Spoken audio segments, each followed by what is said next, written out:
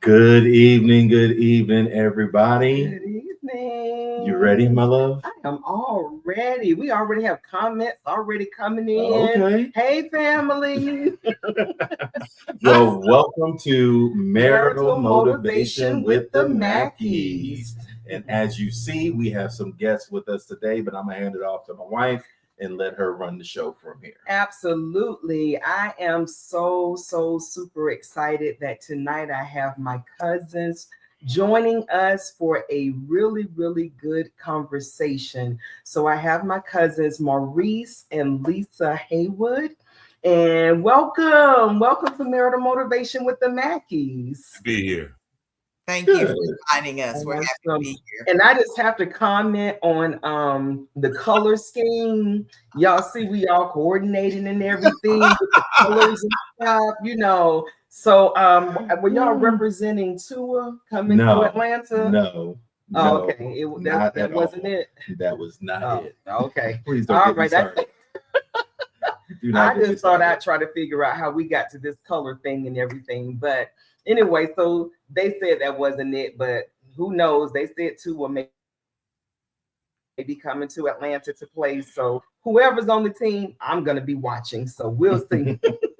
But we're going to jump right in because I don't want to waste any time to give Maurice and Lisa a full opportunity to share their story. So again, I say welcome. And I want you all, if you will, please, whichever one of you want to start, I want to hear your love story.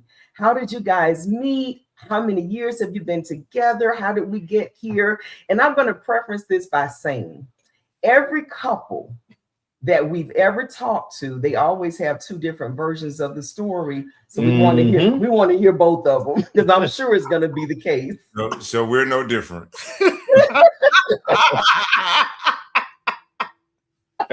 So 32 years. Who wants to start on your story? I want to hear it.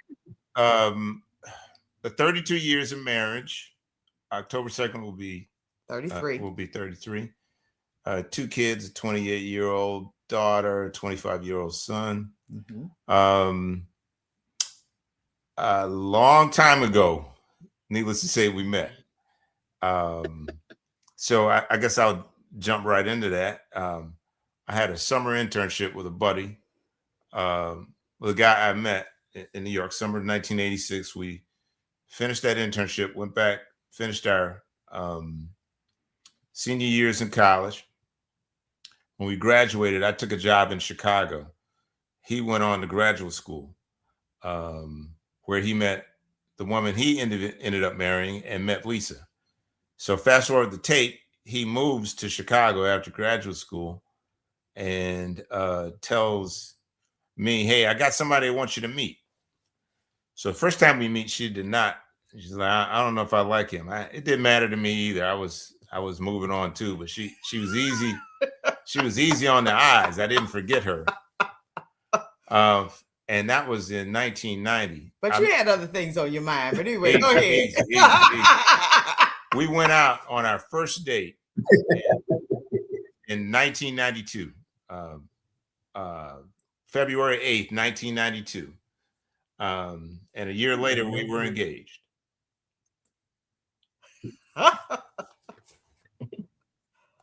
Awesome. That was it. All right, Lisa. Now, where does the story differ? That was really a very abbreviated version. And normally Maurice is very good with the details. He's good with the dates, the time. The show is only an hour. And he's a wonderful storyteller. And so I agree with everything that he said. And what he did is he gave you an outline of kind of what happened. And I'll just fill in a few details. The first time we actually met, I ended up moving to Chicago for work. And our mutual, I think I had been in Chicago for about 6 months, and our mutual friend called and said, we're getting together with some friends. There's somebody that we want to introduce you to. Come on downtown and meet us after work. Well, one of the things that Maurice loves to share is that I was late because I generally run late. And I will say that was prior to GPS and the use of cell phones and all of that. And I was in a city that I didn't know very well and blah, blah, blah, blah. But I do generally run late, but I was the one with the car. And so I picked the group up downtown and we went to a restaurant to have dinner. And at dinner, Maurice and I kind of were sort of jabbing at each other, like trying to figure out what the other was interested in. And I remember him saying that he played racquetball. And I said, oh, you can't play racquetball. Because at the time, I was learning how to play racquetball as well. We talked about movies and other things, just trying to see if we had a mutual interest. And after dinner, after we left the restaurant, I'll say one of the things which supports the reason why I went back to our friends and said, I'm not sure about your friend, is Maurice jumped out of the car and started directing traffic. So he gets out in the middle of Chicago, one of the busiest streets. Had to be done. Like I drove from my job. I was in sales and I could figure out how to back out of a parking lot. But anyway, he jumps out the car, stops traffic. I was telling me to back on up. And can I say to this day, in ministry at the churches that we've attended, Maurice has enjoyed work in the parking lot ministry. So he can tell the car back. Maurice, was that your way of saying she couldn't drive? No, it was just log jammed, and we're all sitting in the car and don't know how to get out. I'm like, look, I'm gonna get us out. I love it. And the second thing, I will share this. The second thing about that night, that first night that we met, was after we left the restaurant, Maurice had another party to go to. We weren't invited to go with him. He just said, drop me off at this other place. I got another party. had, as my dad would say, had business to attend to. So then while I'm driving our friends home, I'm just like, I don't know. You weren't ready for the parking lot ministry. Okay. But can I tell you, he sure made up for it when we finally had our first date. Now, the brother didn't have a car, so I had to pick him up. So that was a little bit of a rub, but anyway, went on and picked him up, and he had that whole date planned out. This brother's a Renaissance brother, was then and still is. We go. Yeah, I love Renaissance. Ethiopian restaurant. I had never had Ethiopian food before. He had planned the whole date out, and even when it came to parking, and I was a little worried because my mother had raised me to be prepared to always split the cost of the date. Don't just assume that the man was going to pay, but at the same time, don't assume that I'm going to pay the whole bill either. And so I was a little worried. Parking in Chicago was expensive. And so he said, we're going to have to park here and then go to this restaurant. And I was like, man, I don't know if I can afford to split the bill for the restaurant and parking. That brother covered the parking. And then after we left the restaurant, he said, let's go listen to some jazz. And he said, you're going to have to park in another parking lot. And I thought, man, I don't know if I can cover the parking. He said, don't worry about it. I got the parking. We went and listened to some jazz. And we just had a wonderful, wonderful evening. So a little spotty, I would say, from the initial introduction, but very loving date that followed. So again, we've been married, 32 years. So dated about a year or so, and then we got engaged, and then about 8 months later, we were married. So I think we're on one accord. I think we're on one accord. We're on one accord. I just filled in a little bit. Make it a little bit more colorful. I got you. Filled in the little gaps here and there. That's right. So tonight we're going to talk about elderly care. So here you are Now, 32 years into this relationship, into this marriage, plus the friendship and everything that comes along with it. And we want to talk about the elderly care. So who was it in the family, whose side of the family, who was it in the family that you all had to take care of, and how did all of that come about? So it was my mother, my parents. They'd been married 54 years, I think. My father died in June of 2017. If I didn't say it, we'd been married 24 years by then. My mother, some years prior, had a brain aneurysm, and it forced her to retire from teaching school. And she couldn't manage the household by herself. Was heartbroken with the passing of my father. We didn't think he was going to die. He had a surgical procedure and died post-op. Heart just gave out. So overnight, we had to figure the next thing out. And we had a sketch outline, the house we were in. What was important to us was to have a first floor bedroom that we called an in-law suite. Never thinking somebody would move into there. It just didn't cross our minds at the time. And then overnight it happened. And so that was June of 2017. And my mother came to live with us. Okay. And so when we got the house, we were mindful of a couple of things. One, Maurice's father couldn't do stairs very well, and he used a motorized scooter to help him get around. And so our doorways were wide enough for that. And the house had enough space and room to allow him to maneuver, because when Maurice's parents would visit, they would sometimes stay 2 and 3 weeks. So they were used to visiting and staying for extended period of time. My mother had sickle cell disease. And so she had, by the time we had married, and certainly by the time we had reached 20 something years of marriage, she had lived longer than the average American with sickle cell disease. So we thought there was a possibility that she would come and live with us. Maurice had actually had a conversation with his father about what happened if Maurice's mother passed, and Maurice's father made it clear that he would stay in his house in Folkestone because he had relatives there that could check on him, and he thought that it was best for him to stay there. Just an independent man, And out of I want to control my stuff. Out of the 4 in-laws, grandparents, my father was the healthiest. So we didn't think that he would be the one that would come and stay, but we did not think it was going to be Mrs. Haywood. Even though she had an aneurysm, Mrs. Haywood was a strong woman, strong work ethic. She had to reteach herself how to cook and do some other daily living things after she had her aneurysm. And she did that, and she would persist, and she had a very disciplined work ethic. So we didn't think, and she managed her household well. So we did not think that it was going to be Mrs. Haywood. So what did that conversation look like between the two of you?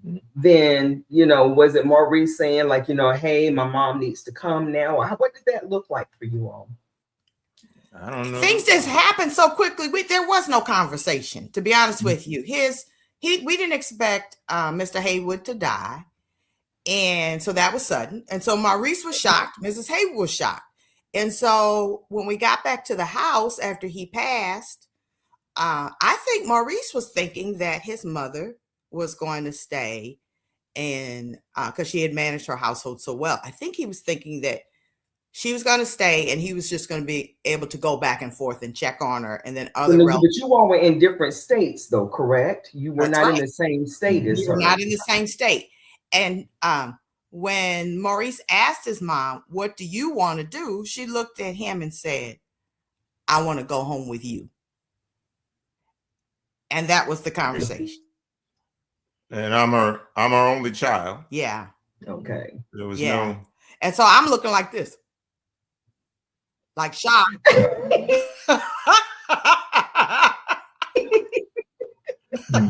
prepared, but didn't even realize how prepared you were, though. Mhm. Right. Well, and I think So I've this shared with the two of you thing, before. you all, I'm gonna let you ask the next question, though. Let you go next. Okay, I was just going to say I've shared with the two of you before. So in our, Maurice and I thought we had a lot in common, in addition to our faith, but we both came from families that had open homes to care for other people during times of need. He had his grandmother come when his grandmother lost her husband. And I think she moved in, she and her youngest son. And I think initially they lived with Maurice and their parents for a year. My family had taken in a widow and the child of a best friend. But again, this was kind of short-term care. It was, a couple of months. So there's a difference between acute care, intermediate care, and long-term care. And so our care of Mrs. Haywood was long-term care. Yeah, right. And long-term care is anything from a year on. Listen, if anybody, okay, gotcha. If anybody has any questions for Lisa and Maurice as we go, we do have the chat open. You all please feel free to drop your questions in the chat. We'll make sure they get those questions answered, and we're gonna keep rolling. All right, David, go on. Well, the next question was, well, of course, I'm always going to change up the agenda. So I got a side question. So with no conversation really, because like I said, it was so sudden, what was your expectation of what the next chapter of your life with her living with you? What was your expectation? Like, what was your thought in your mind? Like, what's next? What is this going to look like? For me, I didn't know, but my mom and her mind had no other place to go. And I said, we're going to get in this boat and figure it out. And there you go. I get it. But I'd seen my grandmother. I apologize. It sounds like it looks like our connection is a little glitchy here. I'd seen my dad do it, as Lisa made reference to. And I know you needed rules. And we had to outline and remind of those rules, Mom, of those rules along the journey. Mom, this is still Lisa's household. We got grown people here. You got to follow boundaries. I know you raised me, but I'm grown now. Yeah, and that's actually one of the questions I was going to ask. What kind of conflict came up? Because you're, like you said, you got grown folks in the house. Y'all been married for 20-some years. You are moving your mother in, and not that there's going to, it's never going to be kittens, rainbows, and sunshine. There's all, there's going to be drama. There's going to be conflict. There's going to be disagreements. So what did that look like? And I'm gonna preference this before you answer that. When we had to move my dad in, my dad was literally in hospice care when he came to stay with us. So we knew that would be short-term care. He basically came with us to die, just for us to take care of him until he died. So in your situation, that was totally different. She did have a previous injury with the aneurysm, but she was up, walking, talking, functioning, doing daily activities, all of those things. So yeah, so now you can answer that question about the conflicts that came up. Let me just piggyback on the last question and then move into the question about the conflict. So what does that look like for our family structure, right? So what I learned in this is that the way our family operated before Mrs. Haywood came is the same way our family operated after she came. And so Maurice went to work. I was a stay-at-home mother for many years, was preparing to launch our youngest child. I had gone back to school. And so I was preparing to start a second career when she came. And so what that ended up looking like was I'm a caregiver. That's my role. That was my full-time job as a caregiver. So I had one more person to provide care for when she moved in. So I took on additional responsibilities as a caregiver when she moved in. Maurice continues to work, and he's grieving the loss of his father, who he was very close to, who was like a best friend to him. And, adjusting to his mother being in the house with us. So conflict. Gotcha. There was never any. I don't recall us arguing a lot. I think that a lot of times Maurice and I are task oriented, and so this is what needs to be done, and we kind of operate in silos. Like, this is what you do, and this is what I do, and so we're in this together, and we're trying to get it done. Emotionally, I was probably frozen. I will say I was frozen in terms of my emotions because it was a situation I didn't expect. It kind of caught us all off guard. I was also a people pleaser. And so now there was one additional person in my house that I was trying to please. And then I even had the pressure of outside relatives. Everybody sort of looking on as to how will we care for Mrs. Haywood and will we do that well? And I wanted to make certain that Maurice felt like we were doing that well, and that the cousins and the extended family felt like we were doing that well. So that was internal conflict that I had that I did not want to put on Maurice. So I had to work through my own grief. So Mrs. Haywood is grieving, Maurice is grieving, and I'm grieving as well. And we didn't even ask the child who was still at home whether or not how they felt. We just said, pitch in. Pitch in. But that is God's grace, because you look at that situation and it's so weighty. You have all these people in the house grieving. You have everybody going through loss, but you're going through loss, but you're also trying to take care of your loved one. And it's only by God's grace that we get through things like that. Yeah, I honestly less, like I said, it was very short term, but you said something specific. Go ahead, Lisa. No, I was just going to say, I believe it was a divine disruption. We didn't expect her to come. So we had to change our routine somewhat, but it was very divine. Keep in mind, she was a widow. She was a woman of faith. She had a strong prayer life. And so we benefited from her presence. We also benefited from those prayers because she could actually see day to day what was going on in our household and what we needed prayer for. And I don't even think we knew what we needed prayer for, but she did, and she saw it. So it was definitely a divine disruption. Also, I was going into chaplaincy. And in that work, there are divine disruptions all the time. And I needed to grow in the grace gift of mercy. And here I was given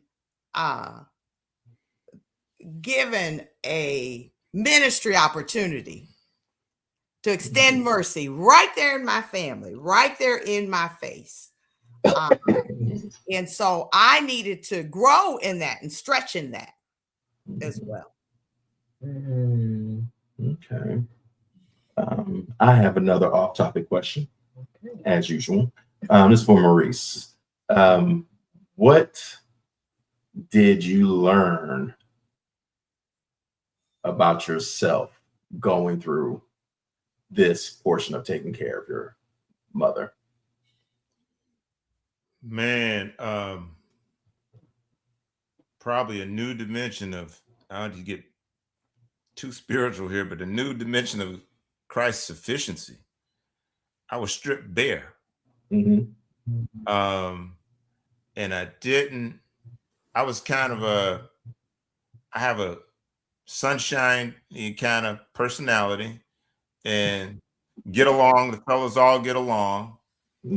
So I had to and there were instances where they ended up being conflict.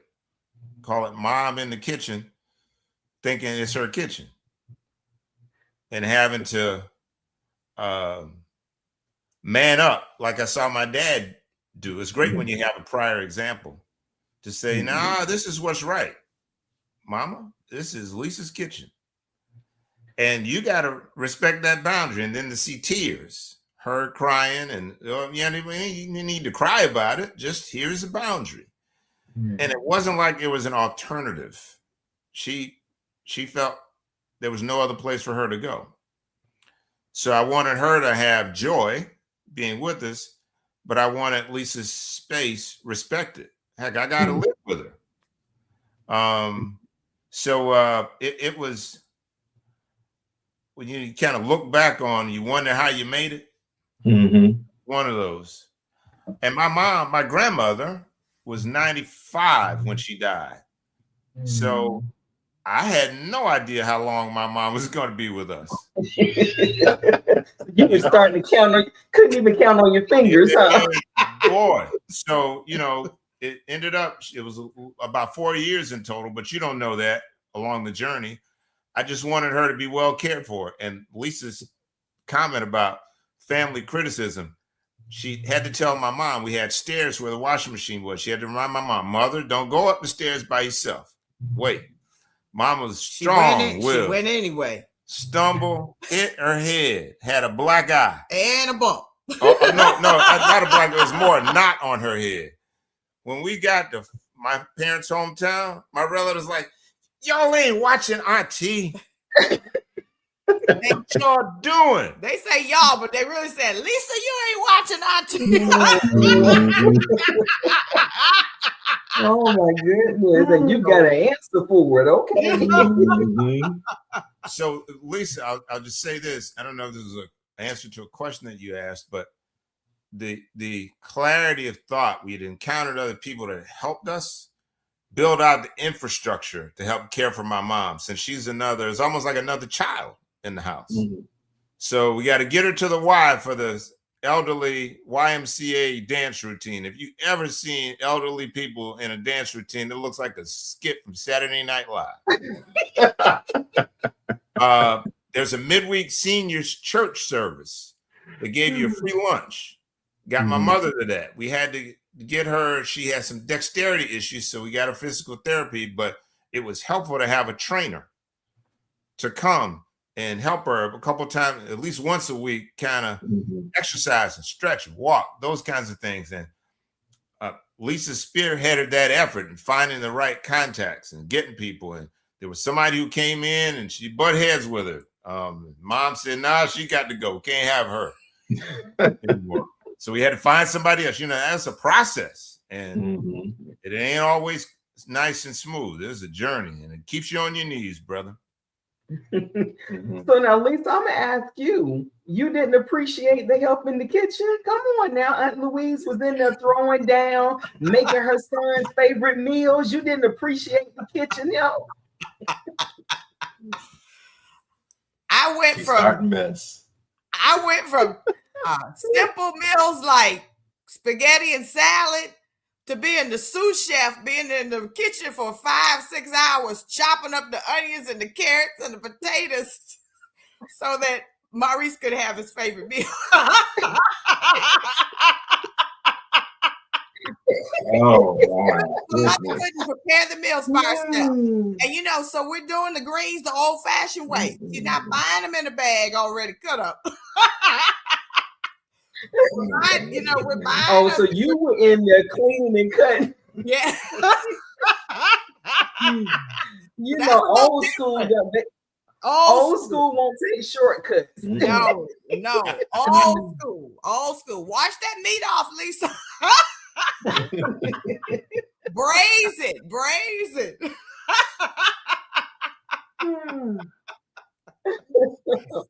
So the expectation became where, because Aunt Louise, from my memory, my childhood memory, would always be in the kitchen. Yes. Whenever we would come down and visit, she would always be in the kitchen, for sure, coming over and making coffee and breakfast or whatever, even though it was that instant coffee. She got me with that instant coffee in the morning. Sanka. I hated that coffee. You know, but that was her place. That was her. I mean, she loved. You hated it? Oh man. Get you another cup, David. Get you another cup. And the saying, no, thank you, I don't like it. Yes, ma'am. Drank a whole pot. David's face was just like, oh my goodness, instant coffee. Oh, man. I was cracking up laughing because he really could have said no thank you. You know, but that was the thing though. But she loved being in the kitchen. I think that was just her way of expressing love. Was getting in there and cooking that good meal and then just watching people sit and enjoy. But Lisa, that's your place as well in your home though. So it's a great gathering place. You're right. About that a little bit though. So when you it's a great gathering place. Now, I know that Mr. Haywood's sisters, who were also great cooks, bake cakes and everything, and they'd say, Louise, we ain't camping in the kitchen. When they would come to the house, Louise, we are not camping in. Come on out here, Louise. We are not camping in the kitchen. So I didn't have enough courage to say, Mother, we are not camping in the kitchen. We camped in the kitchen. Oh, okay.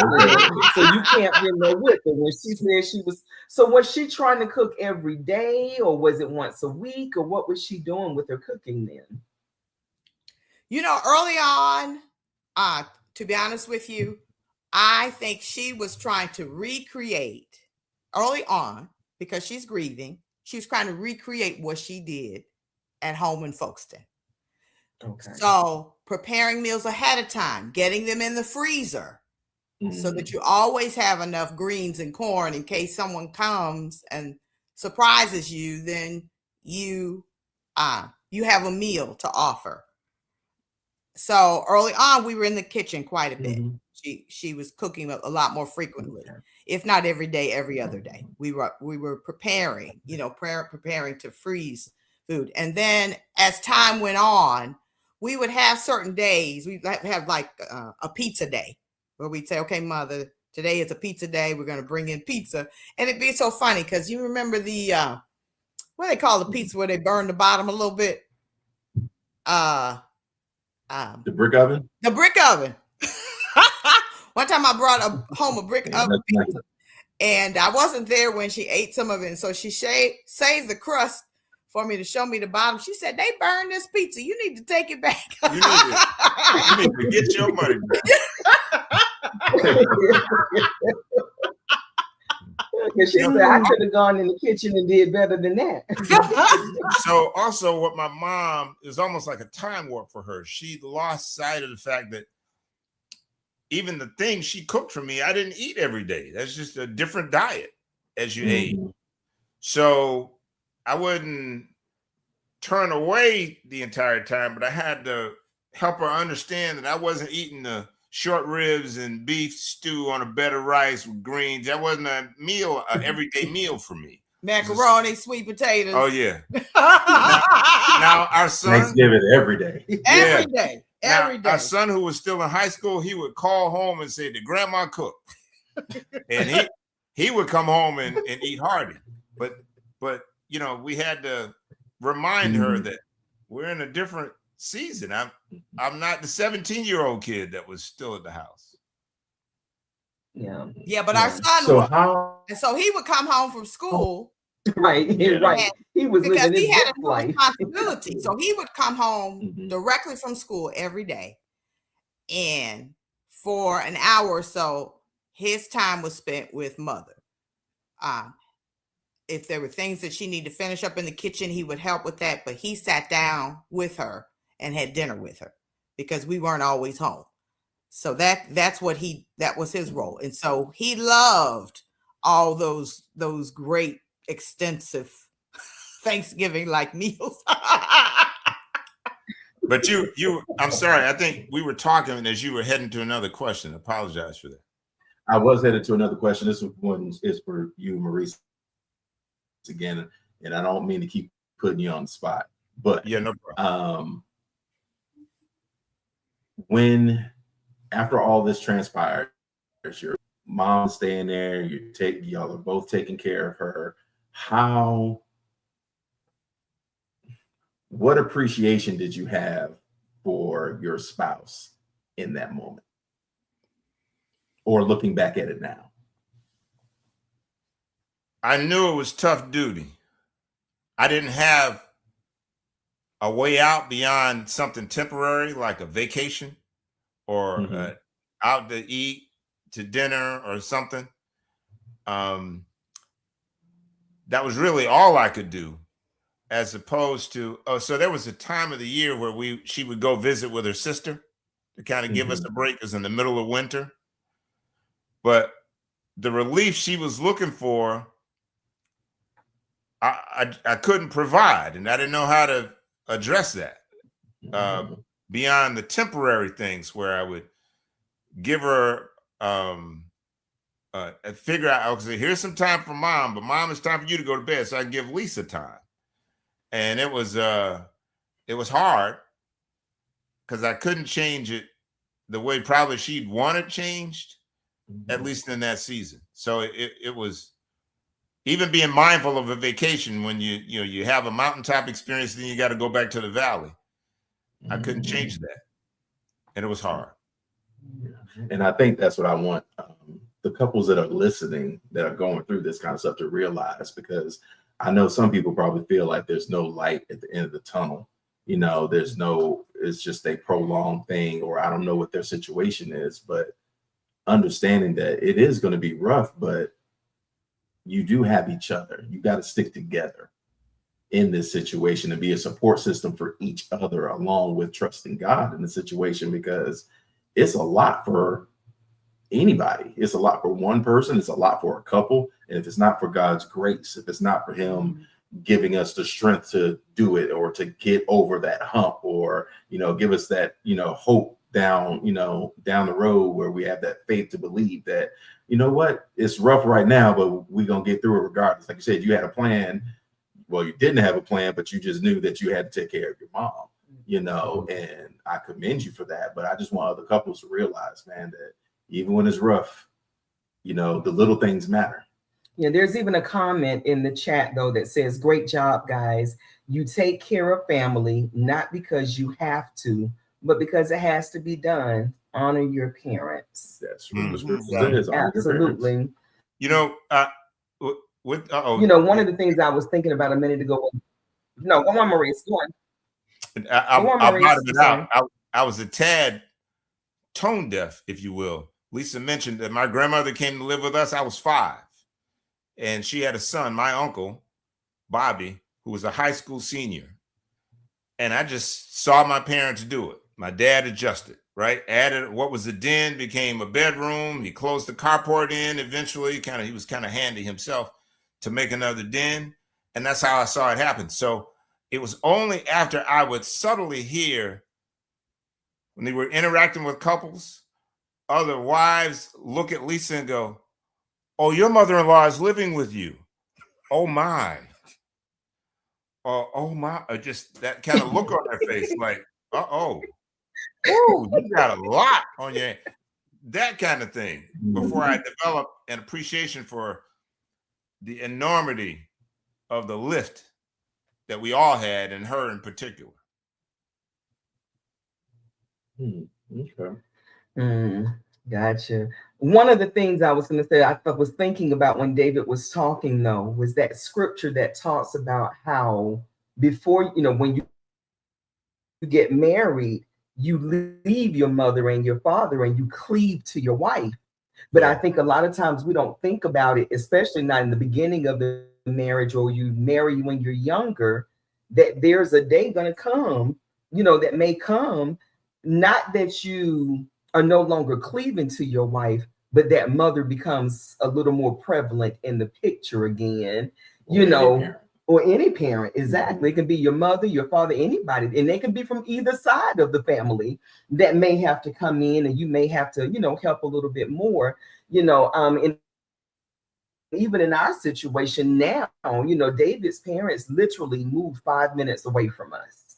They realize that they're aging. They realize that they need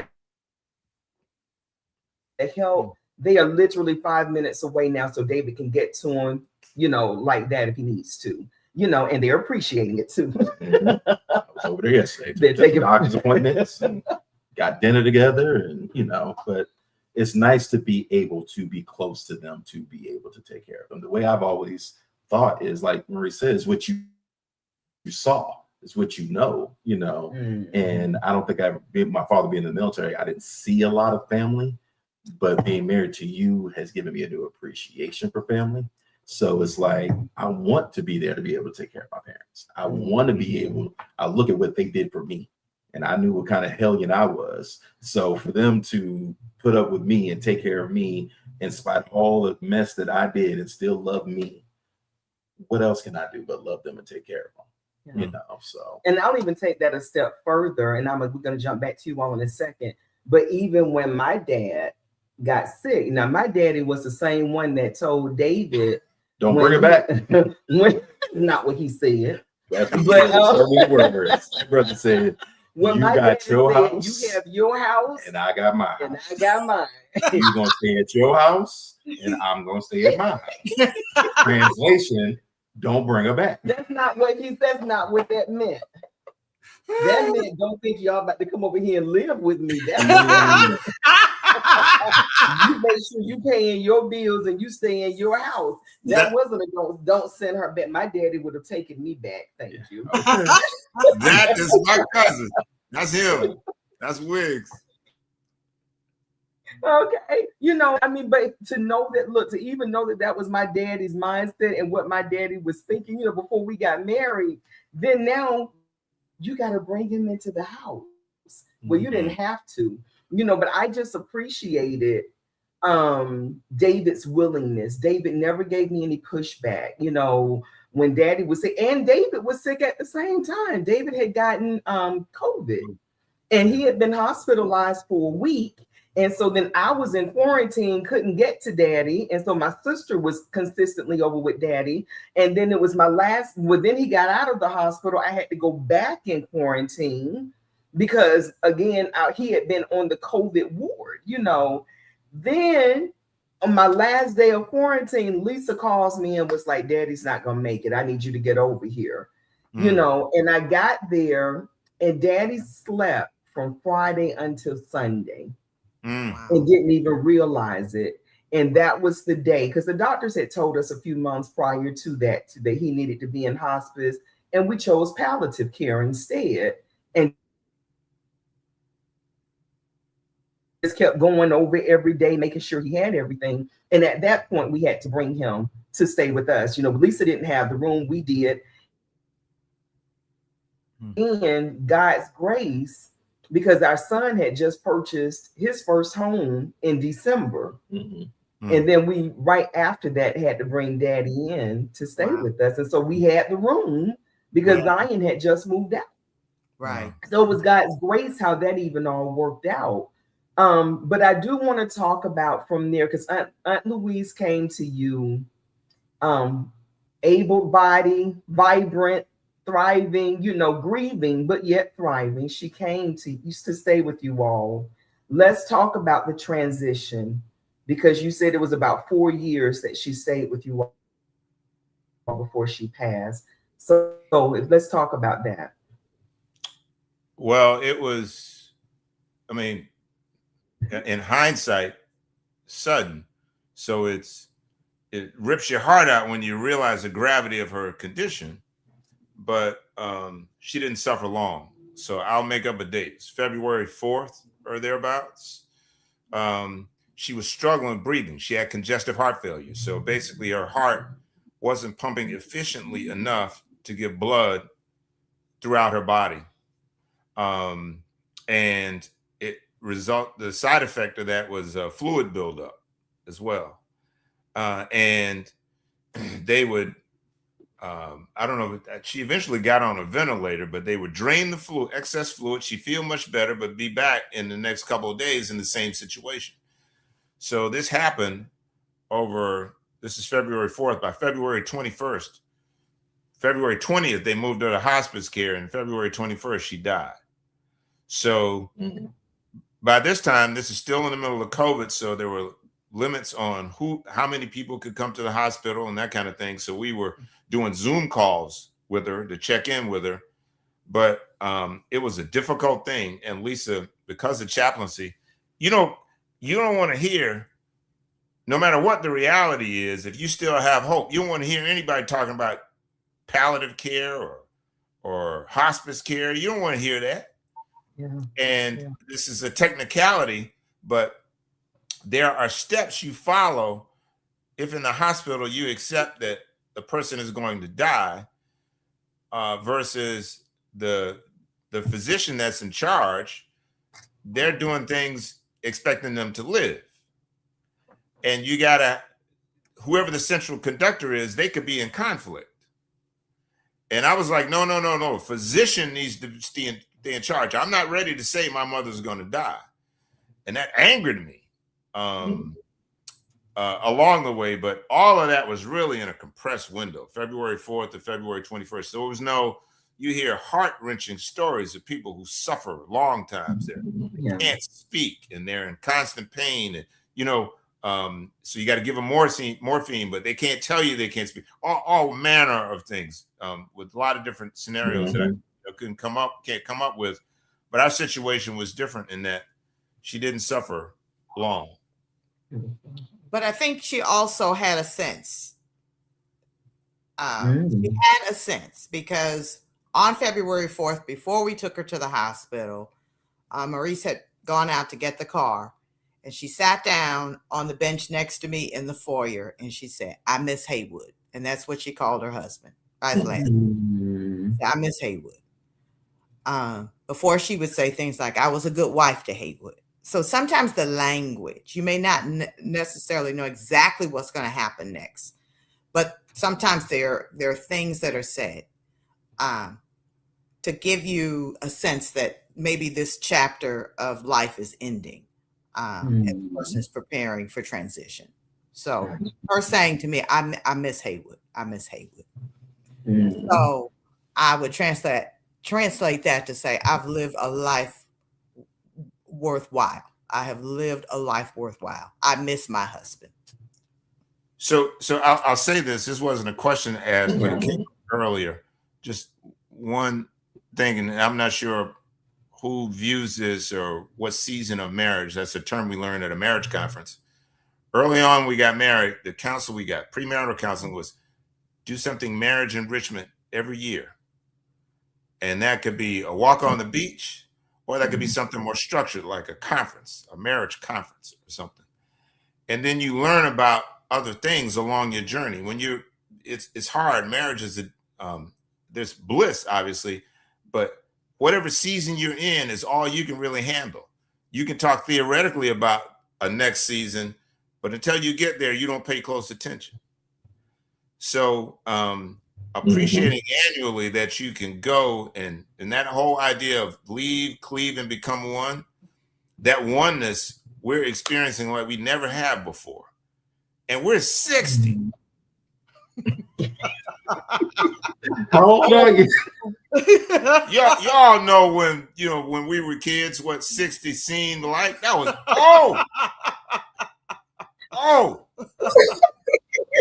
but we're experiencing that oneness now. It's a journey we're on, and that season, one of those seasons, could very well include caring for an elderly parent. That's the forbearance. Yeah. A season. And it could be seasons of forbearance. And what I heard the two of you say as you were describing your journey with making decisions about how to care for each of your parents, and you're talking about cleaving, what I did hear is there was agreement and one mindset that the two of you agree that you're going to honor your parents. And not everybody's journey or pathway of how they honor their parents is the same. Some people have to be realistic and say, I don't get along well with my parent or her parent, and it would be too disruptive in our household. So let's find another way. Some people don't have the space. Some people don't have the time. Some people don't have the resources. So we don't want to give people the impression that if their parent has to go into assisted living, that they're not honoring their parents. They are honoring their parents. It's just about the agreement of how will we honor our parents, and what is the grace God is giving us as a couple to honor our parents. That's good. That is. There's a question in the chat that asks, how did you guys cope or come to terms with the ending of life? That's not a destination. That's a journey. There's you find yourself reaching for stuff that ain't there when you're orphaned. And I found a counselor, grief counselor, to kind of walk through that thing and learn some techniques, identify some things. There some people, there's a prior generation where they go, man, shake it off. It's time for you to roll on. And you can, it's like a soldier, they compartmentalize it. But it doesn't mean they haven't dealt properly with their grief. Sometimes that could be an alcohol bottle. But I found a counselor, as did Lisa, and in addition to it being her profession, you kind of need one as a chaplain, but to kind of work through that and figure out how you honor them and how you learn how to live life without your parents, because there's nothing you'd ever could imagine. Especially now, I don't know people's life journeys. So there could be some parents that were not good parents, and their grief is different. Like I lost a parent, and it wasn't even a good parent. I had phenomenal parents, and life without them was different. I just felt bare, lost. But in the same way I saw them cope without their parents, that was an encouragement to me to know that I'm not alone. Everybody has to walk this journey. Yeah. And Maurice, I'll say this to you, just because I've known you my entire life. Not only did you have excellent parents, you have been an excellent son. I have to give you your props and give you your kudos, because, you know, even from a little girl, you know, when we would come and visit and just watching you, I would always be amazed. Look, is my sister on here? Because made me want to be a only child myself. You know? Watching you on the piano. Look, I can't take piano lessons because I got a sister.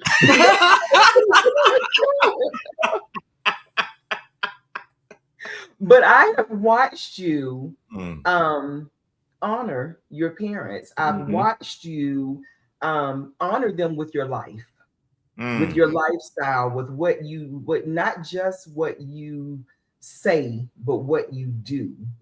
You know, I've watched it all in my life, and I have to give you your flowers, because I've seen you be an excellent son to your parents. So just had to say that to you. Oh, you're gonna make me cry. I need to figure out how to Cash App you some loot.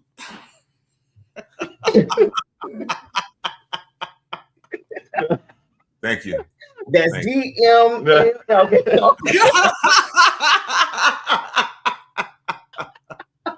You know, but I've enjoyed it.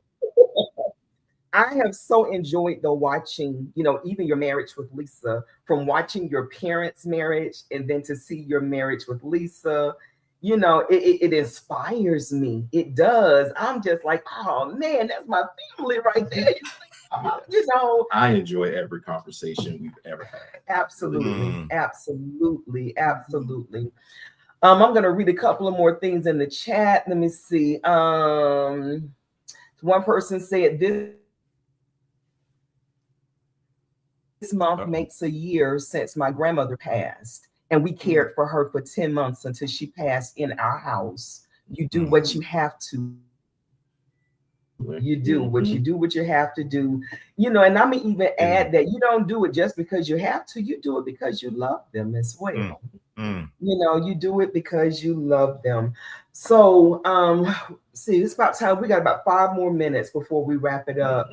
But what advice would you give another couple that may be going through the same situation, where they're having to even if the family member is not living in their house, but still they're having to share that time, what advice would you give to them? What encouragement would you give them?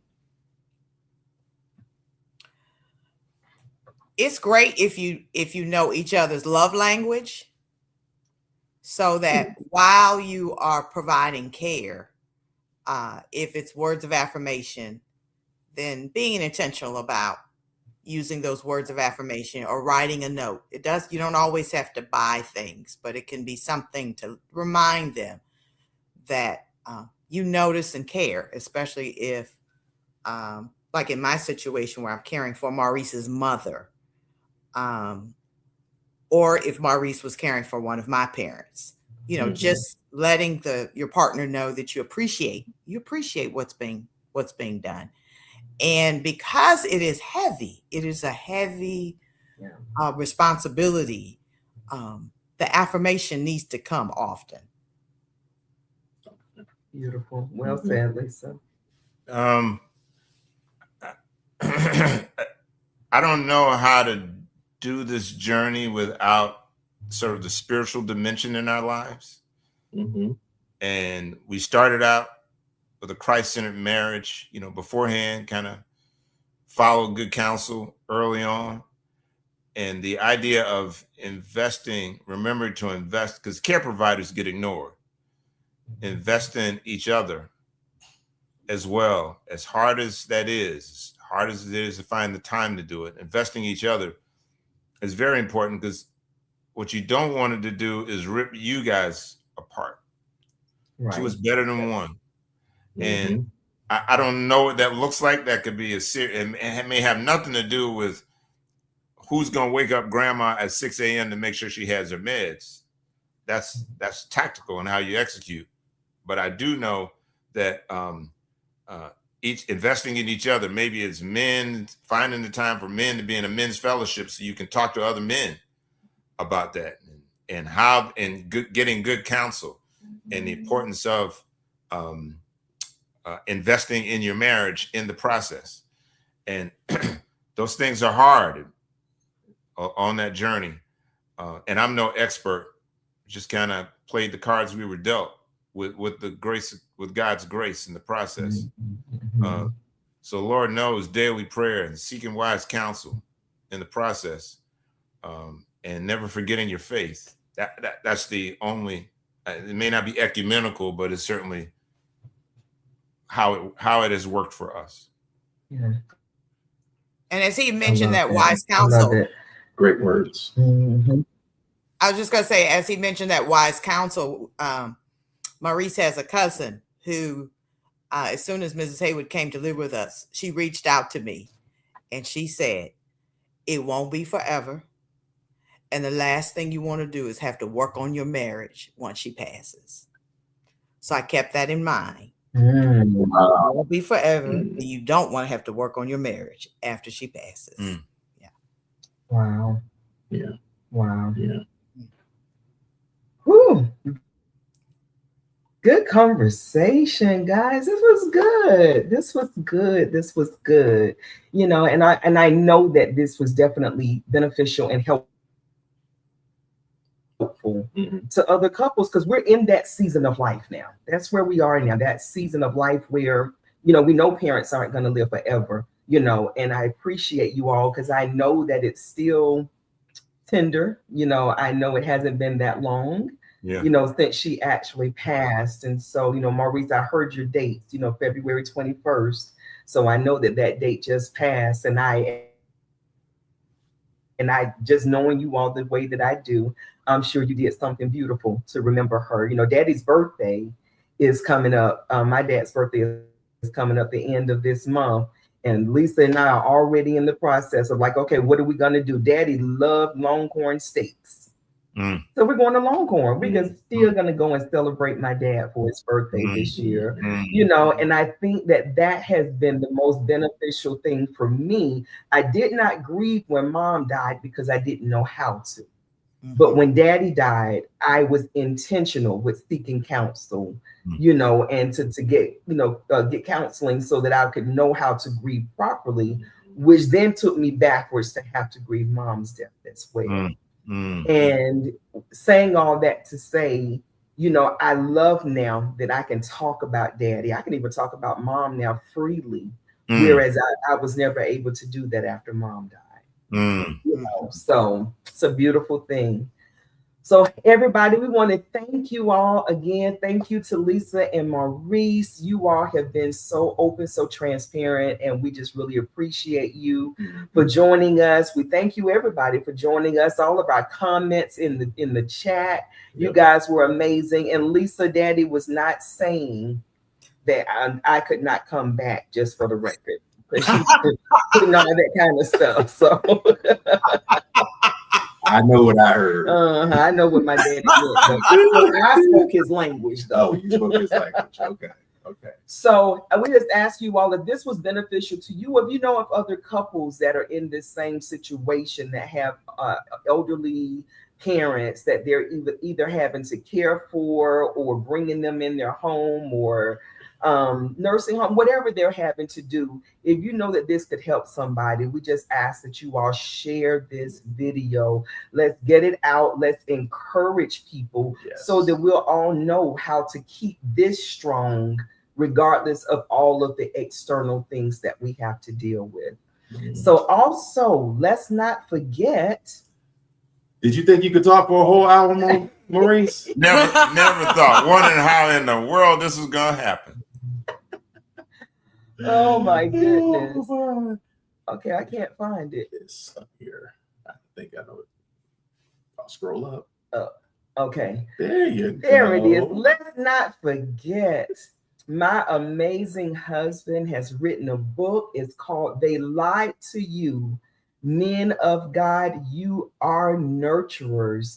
And I think that's a perfect segue. We're even talking about this, still being able to pour into your wife, even when you're grieving and going through all those things. The QR code is up on the screen. If you take time to get that QR code, it will take you directly to Amazon. Yep. Amazon, where you my can marketing purchase advisor over here.